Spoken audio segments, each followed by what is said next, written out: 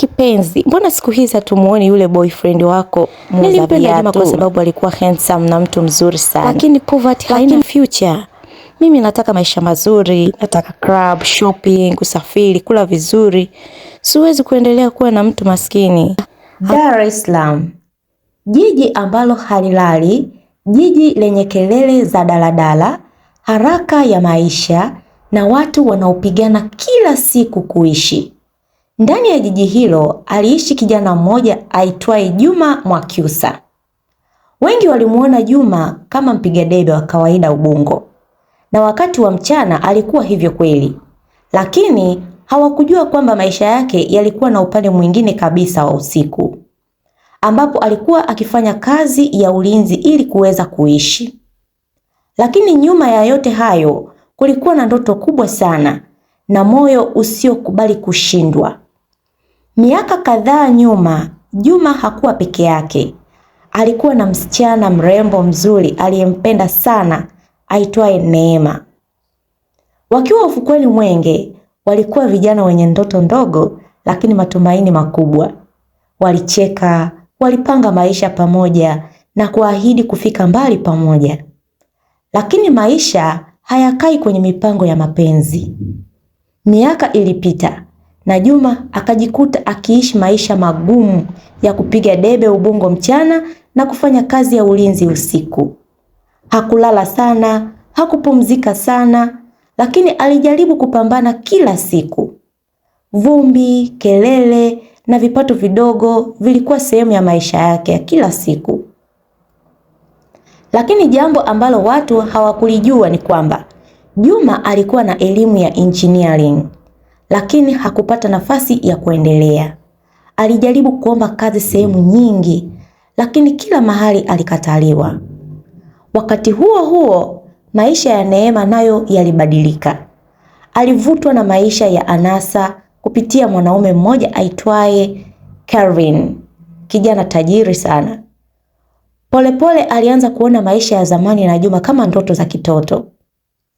Na siku moja maisha yakawaleta tena pamoja Ubungo.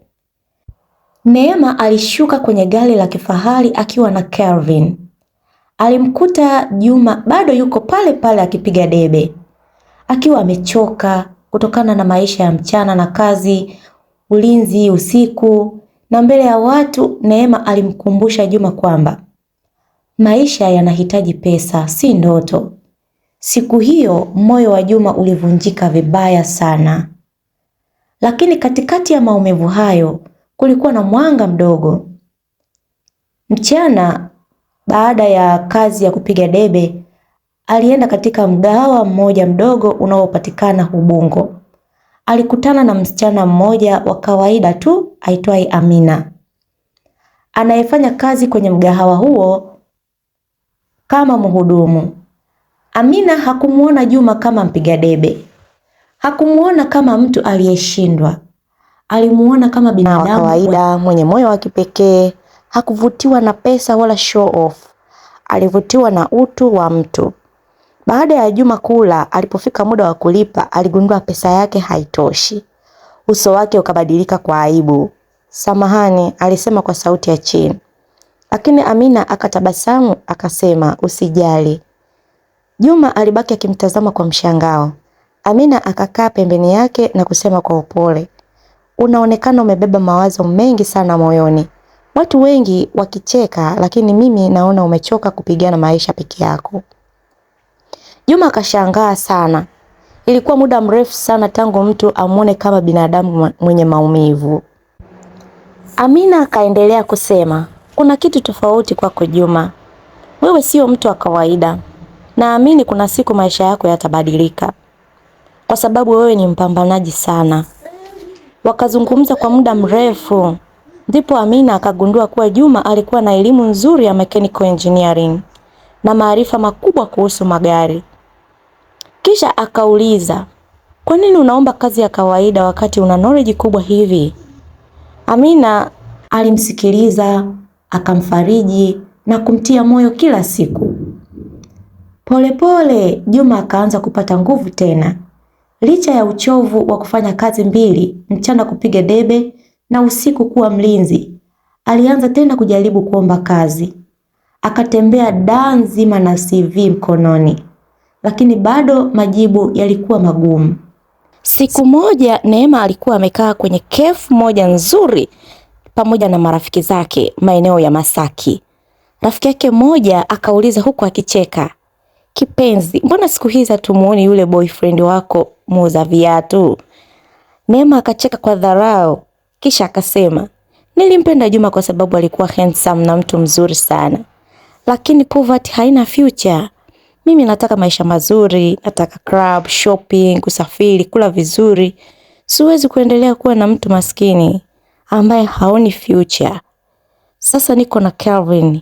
Kisha akaongeza kwa kiburi, "Hata sijui Juma yuko wapi siku hizi," huko akicheka. Lakini wakati Neema alikuwa anawaza maisha starehe, maisha ya Juma yalikuwa karibu kubadilika milele. Siku moja ya bahati, akiwa Ubungo, gari la kifahari la mfanyabiashara mkubwa Hassan Malia liliharibika mbele ya stendi ya Ubungo. Watu walipita bila kusaidia, lakini Juma akasimama. Kwa ujuzi wake mdogo wa engineering, akalifanyia gari marekebisho likawaka tena. Hasani alishangaa. Siku chache baadaye, Juma akaenda kwenye gereji moja kuomba kazi ya kuosha magari. Kwa bahati ya ajabu, mteja aliyekuja kusafisha gari siku hiyo alikuwa Hassan Malia, yule businessman aliyemsaidia wakati wa mvua. Hassan alimtambua mara moja, kisha akasema, "Ni wewe?" Baada ya mazungumzo mafupi, Hassan alimpa business card yake. Akamwambia, "Njoo unione kesho asubuhi." Kesho yake mapema sana, Juma alienda kwenye kampuni ya Hassan. Alipofika, Hassan alimpokea kisha akamwambia, "Karibu." Na kwa mara ya kwanza baada ya muda mrefu wa kukataliwa, mtu alisema, "Kuanzia leo unaanza kazi hapa." Hassan alimpa kazi kubwa ya kusimamia biashara yake ya magari. Maisha ya Juma yakaanza kubadilika pole pole. Ilipofika mida ya hadhuhuri, alirudi kefu kumuona Amina. Huku akiwa na furaha, alimwambia, "Amina, nimepata kazi." Amina alilia kwa furaha. Kuanzia siku hiyo, urafiki wao ulianza kugeuka kuwa upendo wa kweli. Amina alimpenda Juma akiwa hana kitu, na Juma hakuwahi kusahau hilo. Miaka michache baadaye waliinuka pamoja.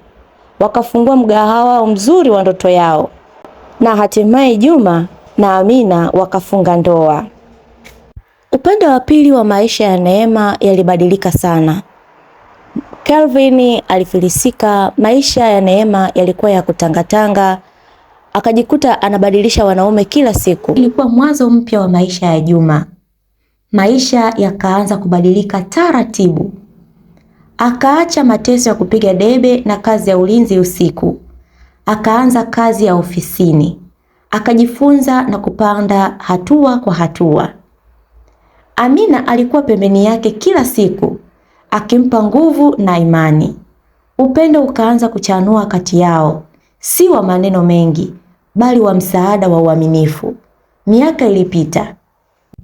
Juma akafikia mafanikio makubwa hadi kuwa mmiliki wa restaurant kubwa na ya kifahari jijini Dar es Salaam. Sasa alikuwa mtu ambaye watu walimuita bosi.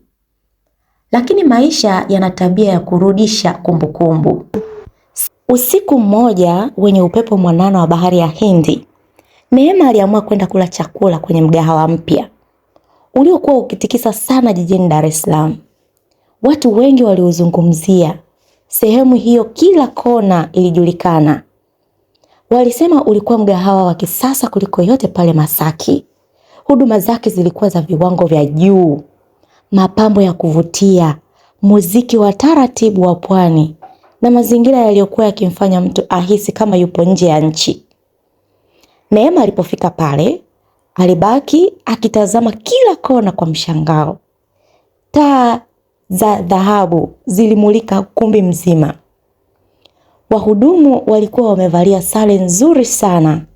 Harufu ya chakula kizuri ilijaa hewani, huku watu wa hadhi mbalimbali wakifurahia usiku wao. Neema akavuta kiti taratibu, akakaa. Mhudumu mmoja alimkaribia kwa heshima. Karibu sana madamu. Utapenda kula nini? Neema akatazama menyu kwa sekunde kadhaa, kisha akasema kwa sauti ya upole, niletee wali wa nazi na samaki wa kukaanga. Pia naomba uniletee na juisi ya embe. Mhudumu akasema karibu sana. Kisha akaondoka. Neema aliendelea kutazama mazingira yale kwa mshangao mkubwa. Moyoni alijiambia, ni nani mwenye sehemu hii nzuri hivi? Dakika chache baadaye, mlango mkubwa wa mgahawa ukafunguliwa. Wafanyakazi wote wakasimama kwa heshima. Karibu bosi. Neema akageuza macho yake haraka kuelekea mlangoni. Na hapo hapo moyo wake ukasimama kwa sekunde chache. Alibaki ameduaa. Alikuwa ni Juma. Lakini hakuwa yule Juma wa zamani wa Ubungo. Safari hii alikuwa amevaa suti nyeusi safi iliyomkaa vizuri, viatu vya gharama, saa nzuri mkononi. Uso wake ulikuwa na utulivu wa mtu aliyepitia maumivu makubwa na kushinda. Na kama mnavyojua, Juma alikuwa ni mvulana mzuri sana. Juma naye alipogeuza macho yake, macho yao yakagongana. Ukumbi mzima ukawa kama umetulia kwa sekunde chache. Neema akasimama pole pole kwa mshangao. Juma, alisema kwa sauti ya kutokuamini. Juma akamtazama kwa utulivu. Kisha akasema, ni mimi Neema. Neema akaendelea kumtazama kuanzia kichwani mpaka miguuni. Juma, umependeza sana. Umebadilika kabisa. Kabla hajamaliza kuongea, mhudumu mmoja akakaribia kwa Juma. Karibu bosi. Wageni wa VIP tayari wamefika. Neema akabaki ameshangaa zaidi. Boss? Akauliza huku akimwangalia Juma. Mbona unakuita boss? Juma akatabasamu kidogo. Hii ni biashara yangu. Maneno yale yakampiga Neema kama radi. Alichanganyikiwa. Hakujua aseme nini. Alikumbuka siku aliyomdharau pale Ubungo mbele za watu. Alikumbuka sarafu zilizotupwa chini. Alikumbuka jinsi alivyomwambia kuwa hana future. Na sasa mwanaume aliyemdharau ndiye aliyekuwa anamiliki moja ya mgahawa mikubwa zaidi jijini Dar es Salaam. Neema akashusha macho chini kwa aibu. Juma, tunaweza kuongea kidogo? Juma akavuta kiti taratibu, hakuna tatizo. Wakakaa kimya kwa sekunde chache. Muziki wa taratibu uliendelea nyuma yao.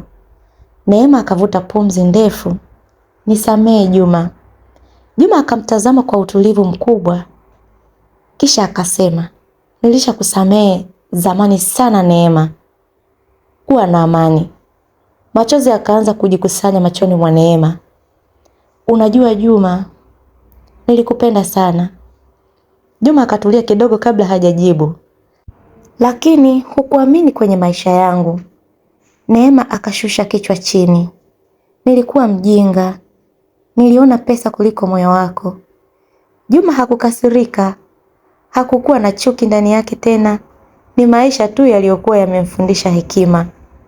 Kuna wakati maumivu ndiyo yanamjenga mtu kuwa bora zaidi, alisema kwa sauti ya upole. Wakati huo huo, mwanamke mmoja mzuri mwenye tabasamu la upole alitembea kuelekea walipokuwa wamekaa. Alikuwa Amina, mke wa Juma. Amina alipofika, Juma akasimama taratibu, kisha akamshika mkono. Amina, njoo malkia wangu. Amina akatabasamu kwa upole. Juma akamgeukia Neema. Neema, huyu ndiye Amina. Neema akamsalimia kwa aibu. Amina akajibu kwa heshima, nimefurahi kukufahamu. Juma akamtazama Amina kwa upendo mkubwa, kisha akasema, huyu ndiye mwanamke aliyeniona nina thamani wakati dunia nzima iliona sifai. Neema akahisi moyo wake ukiumia zaidi. Juma akaendelea kusema kwa utulivu, wakati nilikuwa sina hata hela ya chakula, Amina alinilisha. Wakati kila mtu aliniona failo, yeye aliniona mwanaume mwenye ndoto. Aliniamini kabla hata maisha hayajabadilika. Amina akamshika mkono Juma kwa upendo. Juma akatabasamu. Na ndiyo maana sitakuja kusahau mtu aliyesimama nami wakati wa giza. Kimya kifupi kikaingia mezani. Kisha Juma akasema maneno yaliyomfanya Neema ashindwe hata kuinua macho yake. Watu wengi hupenda mafanikio, lakini wachache sana wanaweza kupenda struggle ya mtu. Neema machozi yakamtoka taratibu, alishindwa kujizuia. Kwa mara ya kwanza baada ya miaka mingi, alitambua kuwa alipoteza mwanaume mzuri, si kwa sababu alikuwa maskini, bali kwa sababu hakuwa na subira ya kusubiri ndoto yake itimie.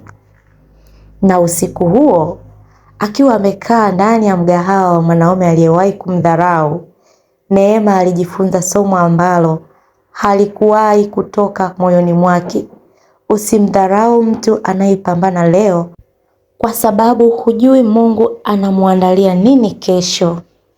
Asante kwa kujifunza Kiswahili na mimi. Asante kwa kusubscribe, kwa kulike na kukomenti. Asante kwa kuangalia na kujifunza story hii pamoja. Mwenyezi Mungu akubariki. Tuendelee kwa pamoja katika story zingine zijazo. Nikutakie siku njema na kwaheri.